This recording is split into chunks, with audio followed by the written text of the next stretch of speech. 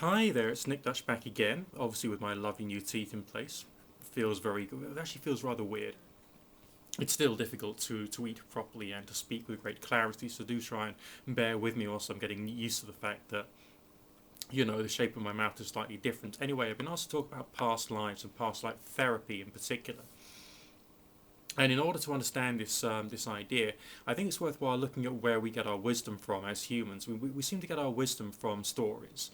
And people who are looking at, let's say, trying to understand and empathize with someone of the other sex or a different class or a different culture or a different background or a different sexuality might watch a movie or read a book about that particular character, and they may try and go through the process of trying to empathize with that particular story. The stories could be religious, they could be spiritual, they could be completely fictitious, but people still look at stories to try and get their wisdom, to try and find a symbolic explanation about how things fit together in the social world. And that's fine, and you can get stories from anywhere. And past life regression and past life analysis is, in fact, part and parcel of a storytelling process. Whether it's true or whether it's not true, I don't think that really matters. But it can be used constructively. But I also think that we have to think about who's telling the story and in what particular way. I mean, take me right now, discussing this in this one particular video. Do you get a very slightly different emotional response when, let's say, I change the color of the lighting in the room and I look very slightly different? Let's say I go red. I mean, do I suddenly look more menacing, more passionate, more angry?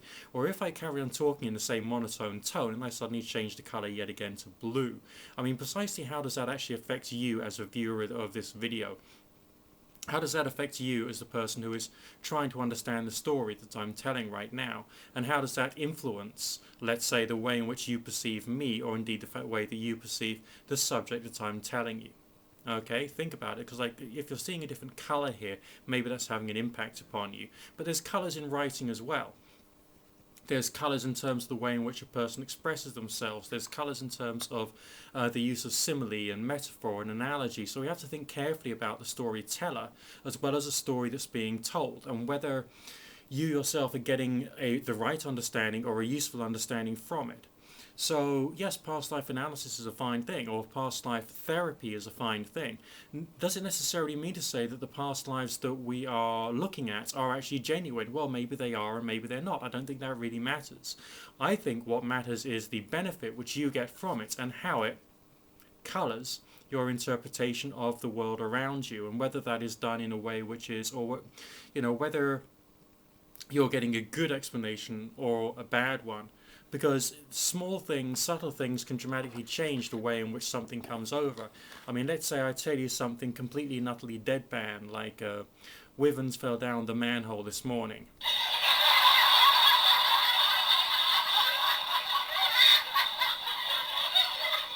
And I add some canned laughter.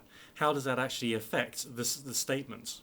Or if I was to add a different sound to the very same statement, Wivens fell down the manhole this morning, does that sound like a more distressing thing just when there is another sound which is produced? Now, these things are non-verbal. There's no words actually being used. But if we can have such an incredible emotional reaction to just the change in colour or just a bit of sound in the background, how does that actually affect, how can it affect the way that we see something or the way we see ourselves when we are exposed to words and vocalizations which also have an effect upon our emotional and intellectual understanding of the world? So it's not just the question of whether past life analysis is good or bad, but it's a question of the storyteller and how the storyteller tells the story and how we ourselves react to the way the story is being told that really, really matters.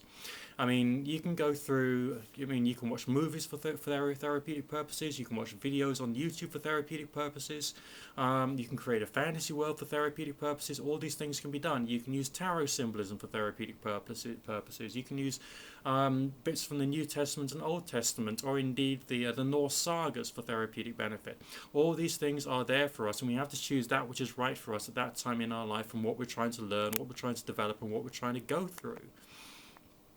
So I can't tell you that past lives are facts because I don't have enough information or, evidence. None of us do. But I can tell you that it can be very useful as long as you're actually aware of the impact that subtle, slight changes in the tonal colours around you can possibly be having upon you as you're going through the process of going through learning and understanding through a particular form of storytelling. Good fortune, God bless, look after yourself, chill out, relax, don't let the big bugs bite, and this has been Nick Dutch talking about past life regression, signing out for now. Thank you. Thank you.